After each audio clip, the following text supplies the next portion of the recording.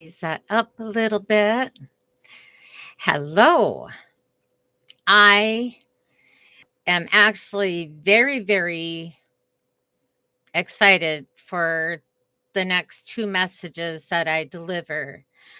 I think they are going to be very liberating for the people who have been brought up to behave a certain way, speak a certain way, dress a certain way.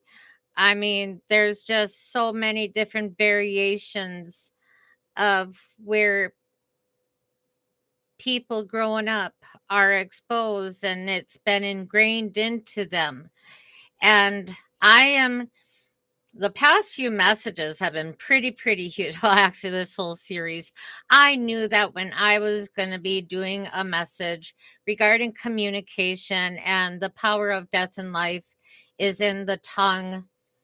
I knew that this was going to be a very thorough study because I know of many variations of where, and I have been hitting quite solidly on every single topic. We are actually in episode 5. Yeah. Uh, Series 5. So the first one was regarding environment. The second one was regarding of dealing with speech impairments and then the family and close friends of those with speech impairments of how to be properly and educationally learn how to be supportive for those individuals. And then part 3 was breaking cycles.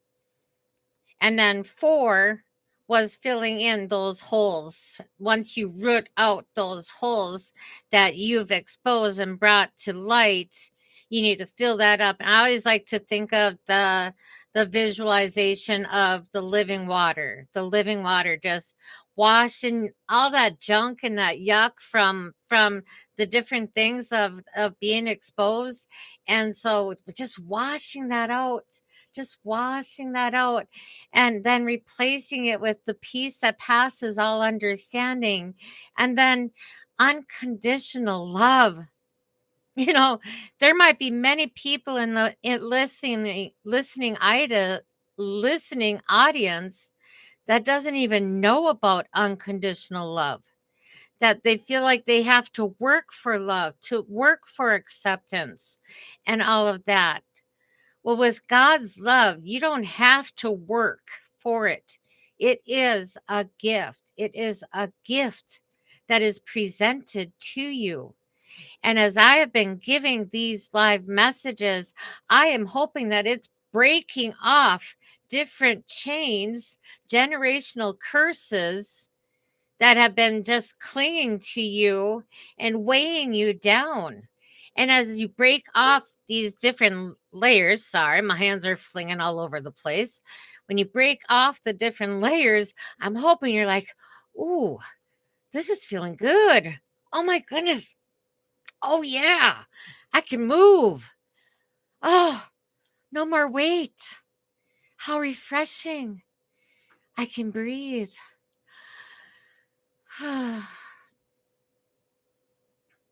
That's what I want. That is my whole goal of doing these messages. So, I'm going to get into this, and it's how to say no without seeming selfish. When we were growing up, we were praised when we put others' needs before our own. We were told not to be selfish and that self sacrifice is a noble thing to do. But who will be taking of your needs then? Your needs and wants are as worthy as anyone else's. The word no is one of the most difficult words to say. You don't want to hurt, offend, or anger, or risk losing relationships. But taking care of your own personal space and boundaries is important for your mental and emotional well being.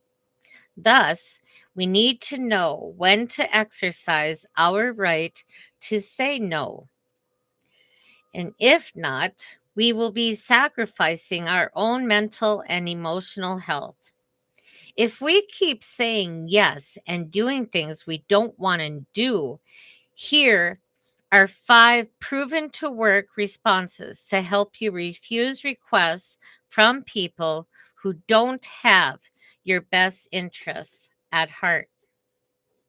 Beware of ill intentioned people using the word help to get you to do something for their advantage. For example, can you help me and lend me some money again this month?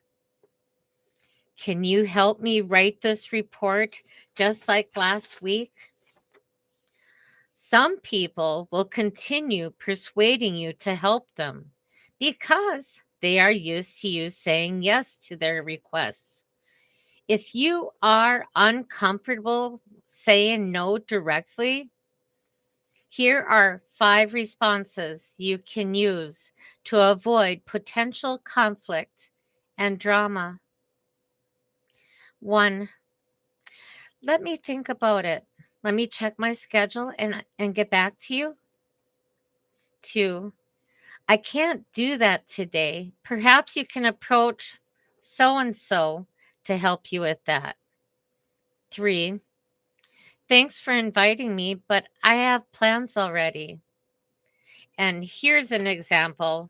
I am going to be speaking about replacing sorry with thank you, but I just happened to think of that this is also an example of replacing sorry with thank you.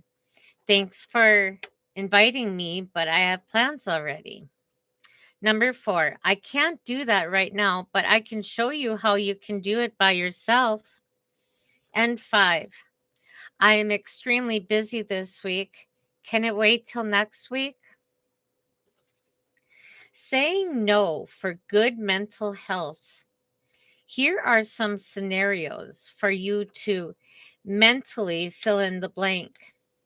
This would be really good and helpful for you, the listener. There are a few different questions. So, 1, I need to say no and set boundaries when blank. So, you to fill that in. So, as I read these, try to think of a scenario that you can fill in the blank to. I need to say no and set boundaries when blank. 2, how can I say no in the above situations with minimal guilt or discomfort? What are my biggest fears when I say no to the situation in question 1? And 4, how valid are these fears on a scale of 1 to 10 and why? Number 1 being valid, not valid, and 10 being most valid. If these fears are valid, what can you do if the worst case scenario happens?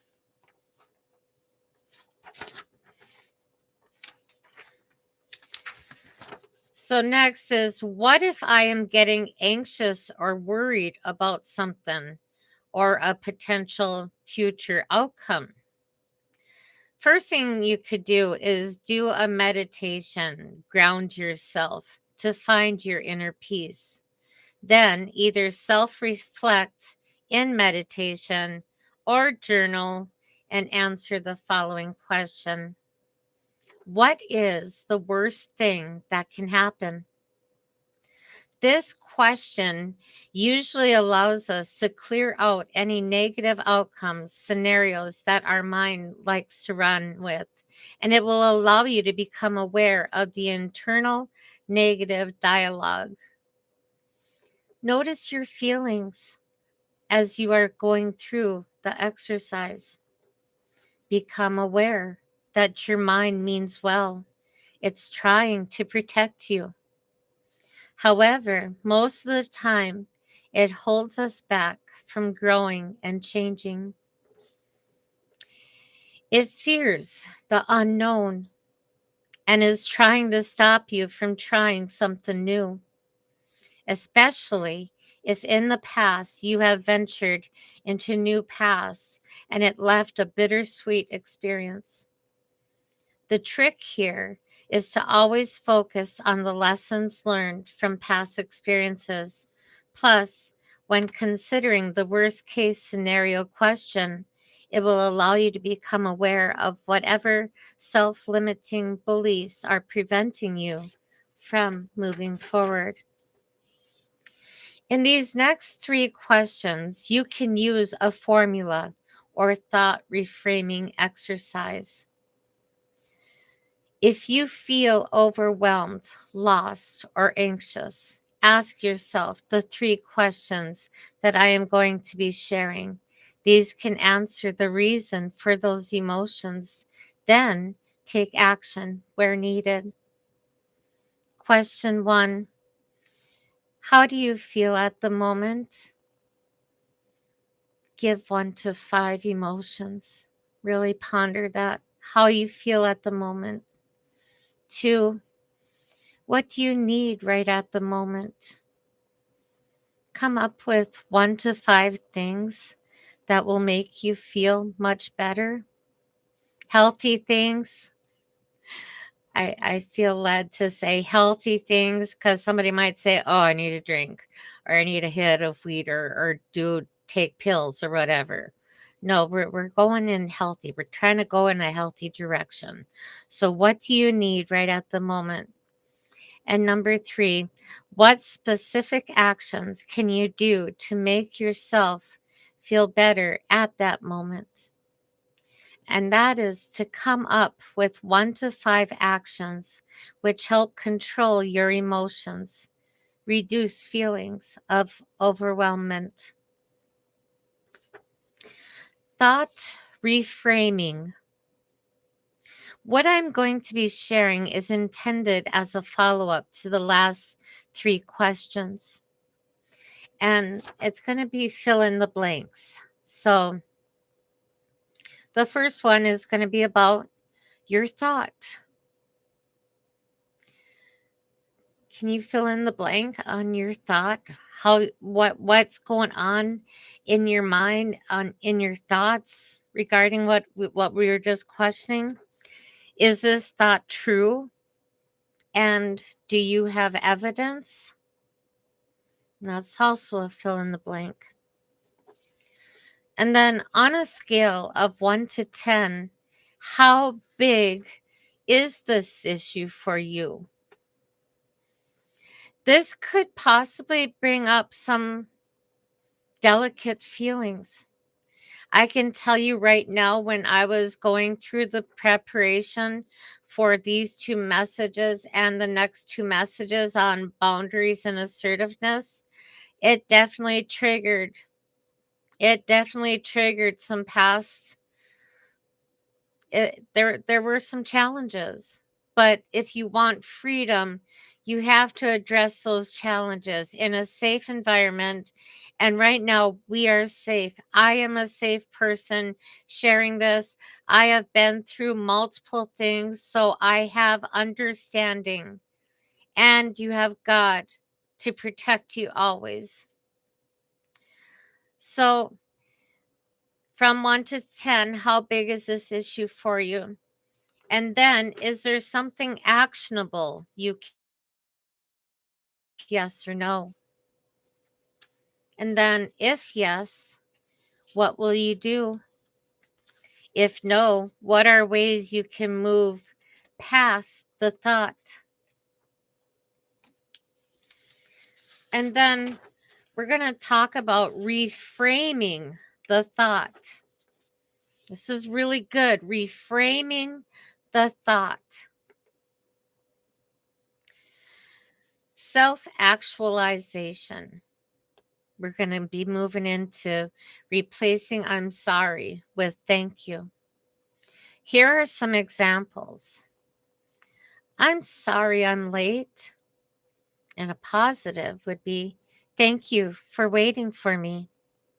Next, I'm sorry for bothering you.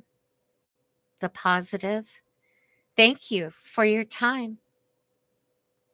Third, Sorry I'm in your way, the positive way.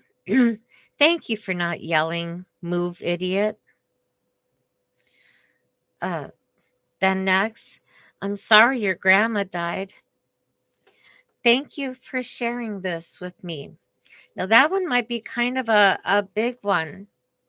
Even when I was in PHP and she used this as an example, I'm one of those who has said, I'm really sorry for your loss. But she was using this, and it kind of struck my curious note of like, oh, but thank you for sharing this with me. The next is, I'm sorry I'm so needy and positive with thank you. Thank you for being there for me. I'm sorry I have been distant. Oops, sorry. I'm sorry I can't make it. Thank you for inviting me. I'm sorry I have been distant. Thank you for being understanding. I'm sorry for being so sensitive. Thank you for being accepting. I'm sorry I always mess up. Thank you for being patient when I make a mistake. I'm sorry that you have to help me so much. Thank you for doing me a favor. I'm sorry for talking so much. Thank you for listening to me. Now, if you have to rewind the message and go back and get a pad and pen and to jot down these thank you responses, definitely do that. Definitely do that and practice. Practice, because I think, especially for women, we have been ingrained to say sorry for every little thing. We have just been drilled to apologize. So it is very, very healthy to relearn, or to not relearn, to learn a new way of responding instead of saying sorry for something that is just minor, and instead replacing it with thank you. Because what that does is it teaches a mind shift from guilt and shame to gratitude and self-worth.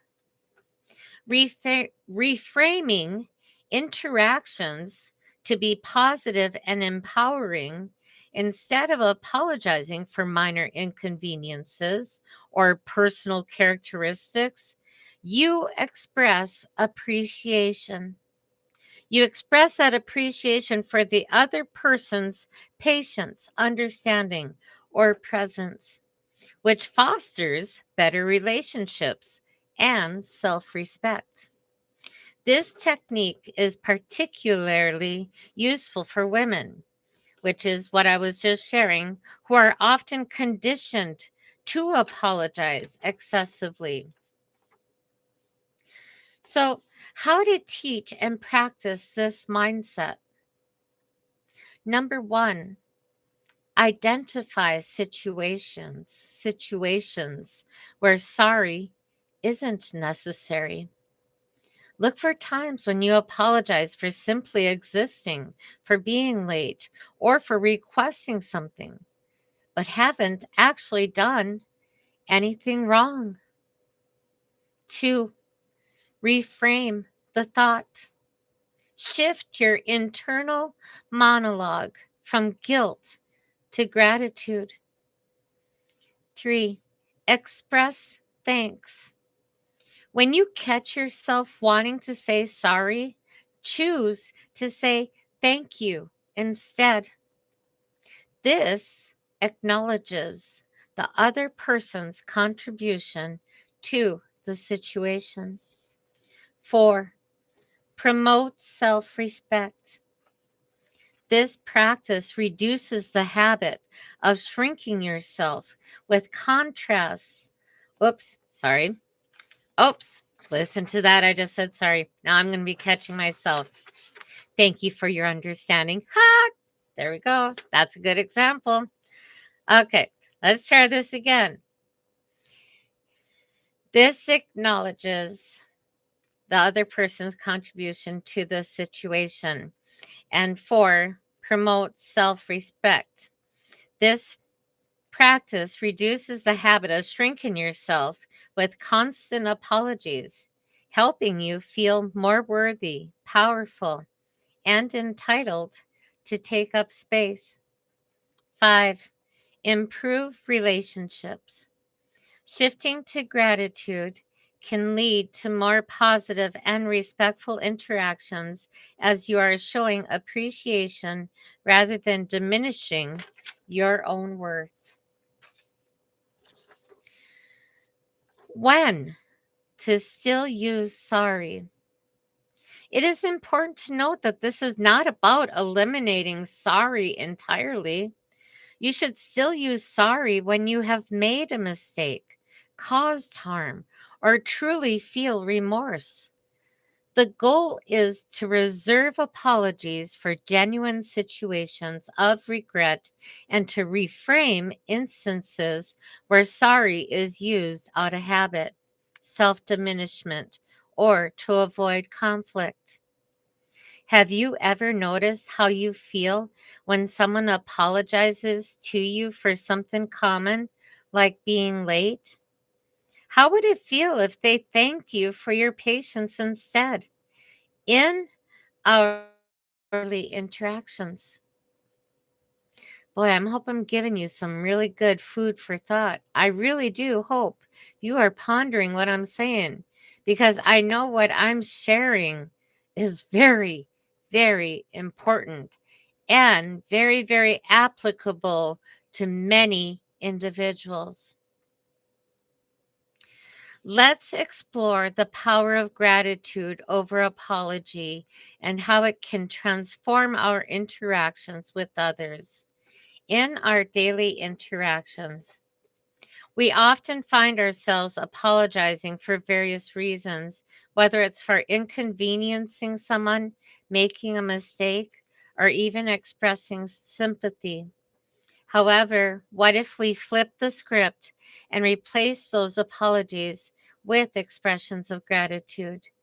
This simple shift in language from I'm sorry to thank you can have profound effect on our relationships and overall well-being. So, shifting from apologizing to gratitude. Number 1, apologizing is often seen as a sign of humility and politeness, but excessive apologies can diminish our self-worth and reinforce negative behaviors. Instead of constantly apologizing for our actions or circumstances, we can reframe our language to express gratitude. So, in the example regarding being late, rather than saying, I'm sorry for being late, we can say, thank you for your patience. This not only acknowledges the inconvenience, but also appreciates the other person's understanding and flexibility. Number 2, fostering positivity and connection. When we apologize, we tend to dwell on the negative aspect of a situation, focusing on what went wrong or what we failed to do. Conversely, expressing gratitude in that situation shifts the focus to what went right and highlights the positive aspects of a situation or relationship.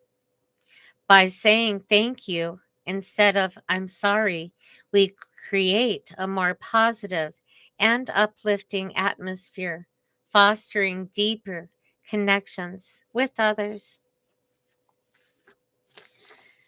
Number 3, sorry, I had to glance at something.